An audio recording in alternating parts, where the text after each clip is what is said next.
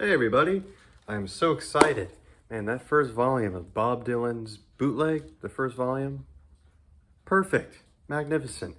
Now we got volume 2 here, even better. And we get the third one, oh, even more out in the stratosphere, you know what I mean? I absolutely enjoy the second volume because we go from 63 all the way to 74 to the New York recordings for Blood on the Tracks.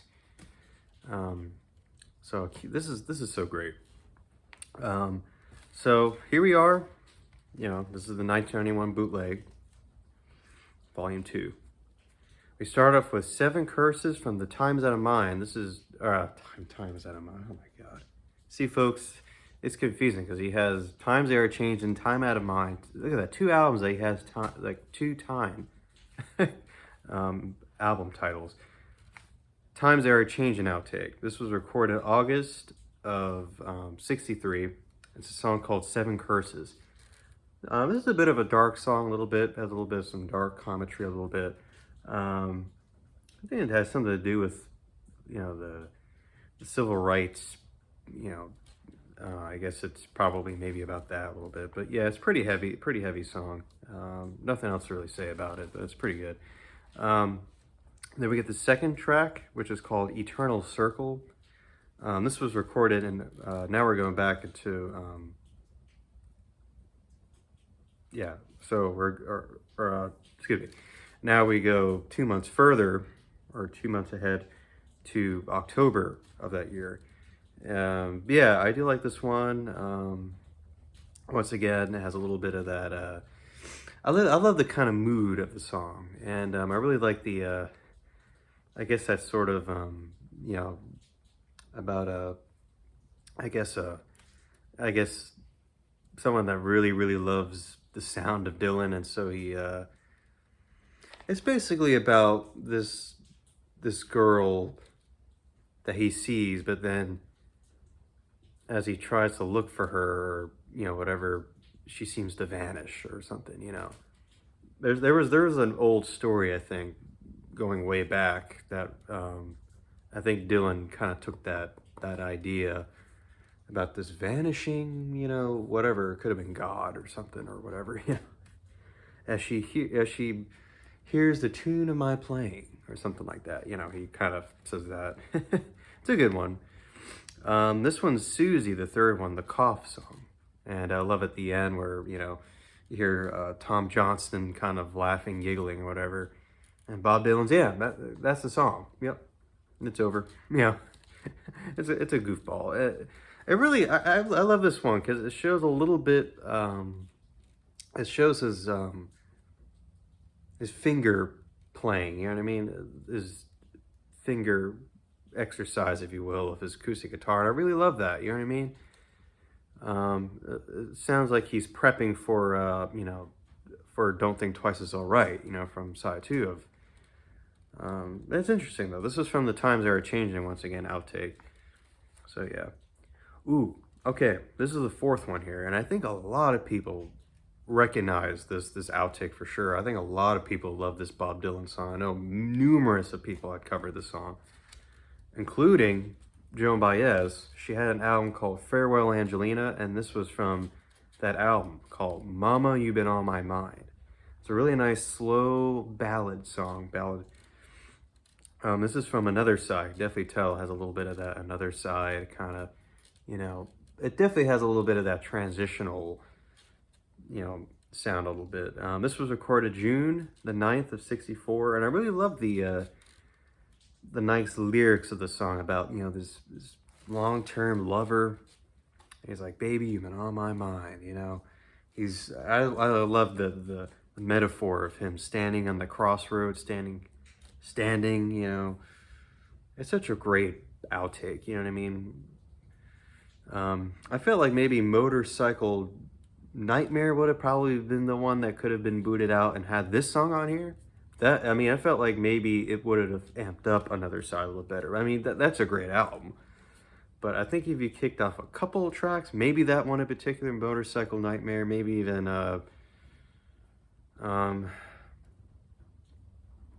Now, I love Ballad in Plain D, but I know a lot of people would say, well, Bob Dylan should have booted Ballad of Plain D and had Mama, You've Been on My Mind. But you know what? I like that song. But yeah, definitely for sure. Mama, You've Been on My Mind. It's a great song. Okay, fifth one is Farewell, Angelina. This comes from Bringing It All Back Home. This definitely sounds like that mid-60s period of Dylan here. This was recorded back January the 13th of 65, and I love this song. You know, it's once again was supposed to be it was supposed to be the ending to Bring It All Back Home, but instead we got It's All Over Now, Baby Blue. And once again, Joan Baez did this song and an album, the same name. And I just love the sentiment behind it, you know what I mean? About, you know, the sky folding under you, and, you know, they'll talk about the sky and talk about, you know, these risks and, you know, whatever, just these, I guess, you know, supernatural, well, not so much, I don't know, not supernatural, but maybe just the conditions, you know what I mean? Just the heavy conditions of, you know, whatever. But yeah, you know, it's about Dylan saying, well, you know, I'm done with this. I'm done with what I was doing in the past. You know, the days of, you know, people praising me and putting me on a pedestal and stuff. I'm not that guy. So that's what he's saying here on Farewell, Angelina, you know. Okay, the sixth track is Subterranean Homesick Blues. This is an outtake.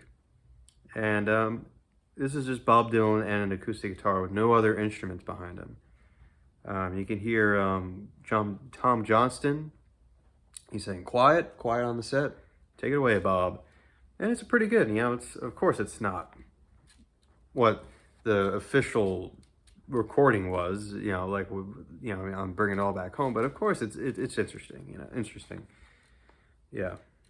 Okay. If you gotta go, go now. This one's pretty good too. This is from January of 65.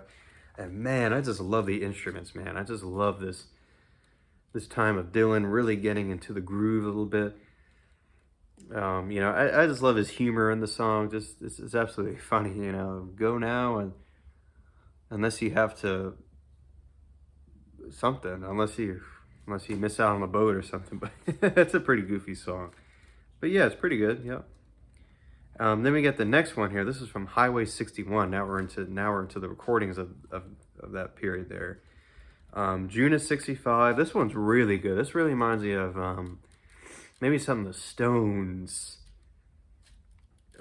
Probably, it sounds like a song that the Stones were doing during the Out of Our Heads period or whatever. Maybe even December's Children, and hell, maybe even the Now album. It's called Sitting on a Barbed Wired Fence. You know, it's about maybe that anticipation, kind of, you know, missing out on, you know, what you could have done in life or something, you know. But it's excellent, though. I really love the crisp organ. I just love the crisp players here. You can tell Bobby Gregg's there. You can tell good old Mike Bloomfield's playing. Now, I'm not sure if it was Pete Drake that was on the keys, or maybe that was, what's his name? Cooper, right? Al Cooper. It could have maybe been him playing the organ or whatever. But yeah, for sure, I love it. Everyone's great. Okay, then Like a Rolling Stone. This is the piano version. You know, once again, there's no instruments. This is Bob. I'm not sure if it was the Subterranean outtake or this outtake. He says, "Oh man, my throat, it's kind of killing me, man. I don't know if I want to continue on." You know, I'm guessing he probably, you know, I'm assuming it was either both of those two. But yeah, this is an alternate take of that song. Now on the deluxe version of the what was that, bootleg? I mean, I know I have the condensed, you know, release of the Cutting Edge, pretty much on one of the discs. It's just one disc.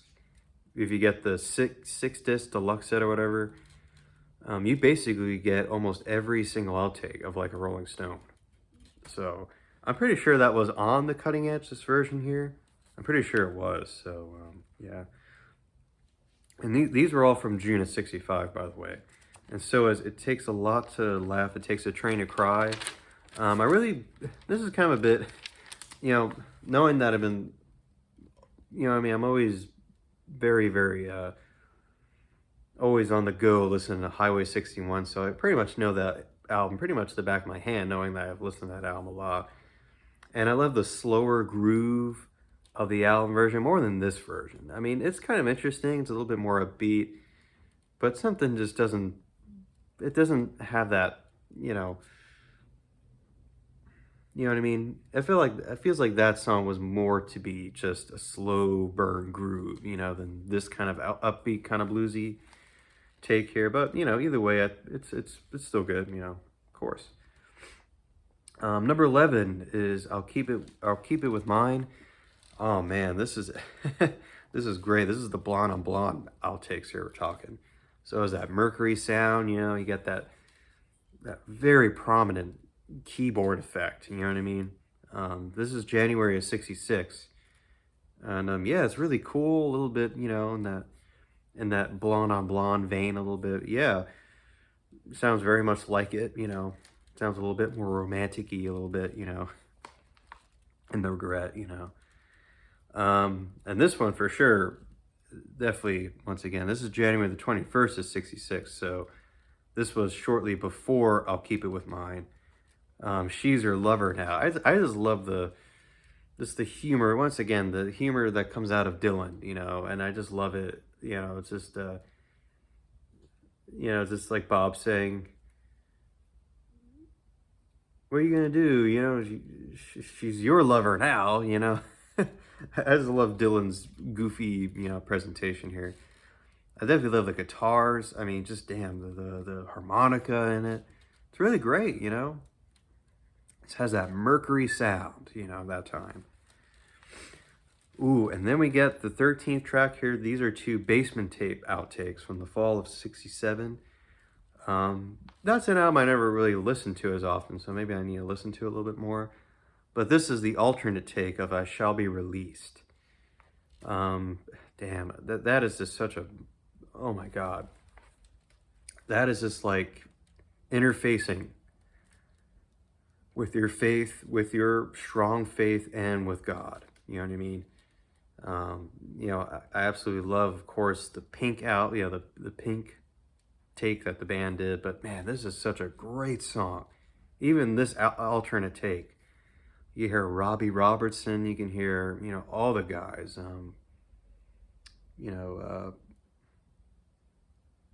Garth, just all those guys. It's just fantastic. Bob Dylan's, somewhat transitional vocal a little bit, It sounds a little bit, something about the recording sounds a little off, I think. Maybe this recording wasn't really polished as well, but this is really good though. It's just, oh my God, just, what can I say? And then Santa Fe, this is an alternate take from the Basement Tapes album from '75. Once again, has a little bit of the precurse of what's to come for Dylan a little bit, like stuff from Nashville Skyline a little bit. But yeah, it has a little bit of that fun time Basement Tape, with the band and, and all. It's pretty good. Then we get If Not For You. This is an alternate take from the New Morning. So this is the New Morning sessions from May the 1st of '70. Now, I don't know if I could be correct on this, but I think Harrison plays on this alternate take, I believe. I kind of prefer the album version, but this has a little bit more of a slower feel, a little bit more than the album version. So yeah, it's pretty good, Wallflower. This was an unreleased recording from November of '71. I'm pretty sure this must have been an inspiration for the Wallflowers, and I think in the '90s or 2000s, I'm pretty sure. But yeah, it has a little bit of that country crooner thing going, a little bit of what he was going for, a little bit of the Dylan, the self-titled Dylan album, unreleased. Yeah, it's pretty good. Then we get one outtake from Planet Waves. Nobody Except You. Once again, it's a little bit of a country sound, a little bit. You know, you can hear the band, you know, you can hear a little bit of that outdated, you know, I guess face shifters of the time, you know, it's pretty good, but, you know, it's an album I kind of need to listen to a little bit more, so. And then these last three here are from the Blood on the Track sessions. This one's a pretty interesting recording of Tangled Up in Blue from the New York sessions. This is from September of '74. I do love the slower pace, but I do, of course, I mean, love, of course, once again, the album version, you know, and it's pretty interesting. And also Idiot Win. These two are, you know, I mean, it's always it's always cool to hear the different style. Maybe the chords were kind of arranged a little bit differently. You know, two excellent songs, of course, and of course they were radio hits, of course, you know, but very good. I do love those two songs. And then to end it here is Call Letter Blues, September of '74. This is an interesting one. You know, this wasn't, you know, this was not on Blood on the Tracks, but this was kind of like an unreleased song or whatever. But yeah, perfect. What a great second volume of the bootleg. Can't wait to cover the volume 3. The volume 3 definitely covers a lot of the it covers, I'm trying to think now, more Blood on the Tracks, and I think it covers pretty much up to the Oh Mercy stuff, you know, and you know, the evangelical, you know, the gospel stuff, you know, we get a lot more of that. But yeah, great, fantastic, love it. Okay, folks, bye bye.